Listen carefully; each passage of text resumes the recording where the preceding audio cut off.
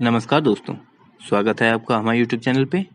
दोस्तों, 12 ज्योतिर्लिंगों में से एक पवित्र वैद्यनाथ शिवलिंग झारखंड के देवधर में स्थित है।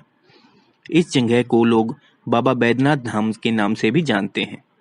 कहते हैं भोलेनाथ यहाँ आने वाले सभी व्यक्तियों की मनोकामना पूर्ण करते हैं।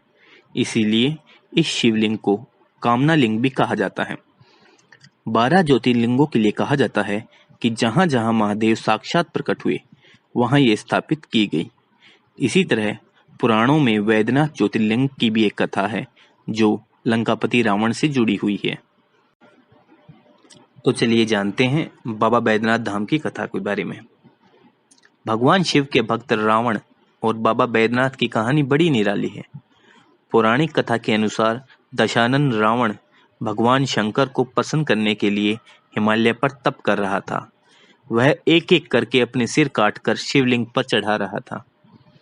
9 सिर चढ़ाने के बाद जब रावण 10वां सिर काटने वाला था तो भोलेनाथ ने प्रसन्न होकर उसे दर्शन दिए और उससे वर मांगने के लिए कहा।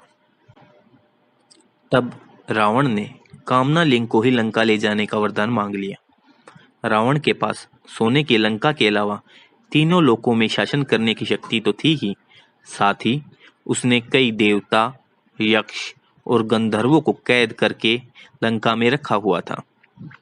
इस वजह से रावण ने यह इच्छा जताई कि भगवान शिव कैलाश को छोड़कर लंका में रहें। महादेव ने उसकी इस मनोकामना को पूर्ण तो किया, पर साथ ही एक शर्त भी रख दी।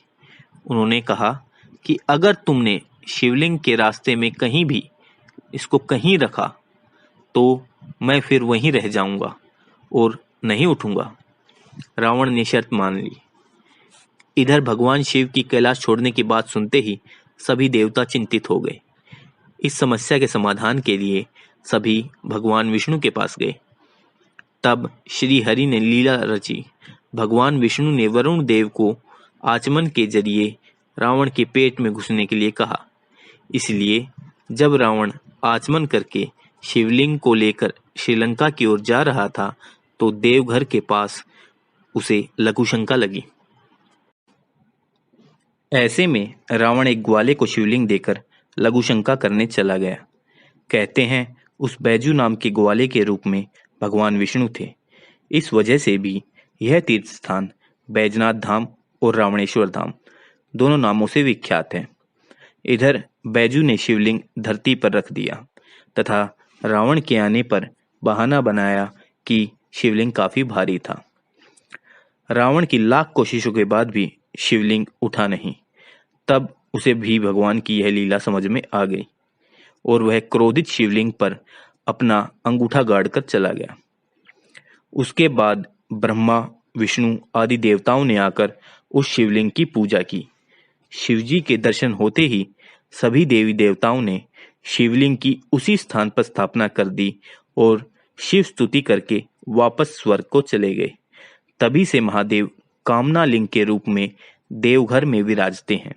चक्र के पुराणों के अनुसार भगवान विष्णु के सुदर्शन चक्र के प्रहार से मां शक्ति के हृदय का भाग यहीं पर कटकर गिरा था। बैद्यनाथ दरबार माता शक्ति के 51 शक्तिपीठों में से एक है। कहते हैं शिव और शक्ति के इस मिलन स्थल पर ज्योतिर्लिंग की स्थापना स्वयं देवताओं ने की थी। बैद्यनाथ धाम के बारे में कहा जाता है कि यहाँ मांगी गई मनोकामना देर से ही सही लेकिन पूर्ण अवश्य होती है। भगवान श्री राम और महाबली हनुमान जी ने श्रावण मास में यहाँ कावड़ यात्रा भी की थी। बैद्यनाथ धाम में स्थित भगवान भोले शंकर का ज्योतिर्लिंग यानी शिवलिंग नीचे की तरफ से दबा हुआ है। शिव पुराण और पद्म पुराण के पाताल खंड में इस ज्योतिर्लिंग की महिमा गाई गई है। मंदिर के निकट एक विशाल तालाब स्थित है। बाबा बैद्यनाथ का मुख्य मंदिर सबसे पुराना है, जिसके आसपास और भी अनेकों अन्य मंदिर बने हुए हैं। भोलेनाथ का मंदिर माता पार्वती जी के मंदिर के साथ जुड़ा हुआ है। यहाँ प्रतिवर्ष महाशिवरात्रि के 2 दिन पूर्व बाबा मंदिर और मां पार्वती तथा लक्ष्मी नारायण के मंदिर से पंचशूल उतारे जाते हैं। इस दौरान पंचशूल को स्पर्श करने के लिए भक्तों की भीड़ उमड़ जाती है। दोस्तों, आपको हमारी वीडियो कैसी लगी कृपया कमेंट बॉक्स में अवश्य बताएं तथा और अधिक वीडियोस के लिए हमारे चैनल को लाइक तथा सब्सक्राइब अवश्य करें। जय श्री राम।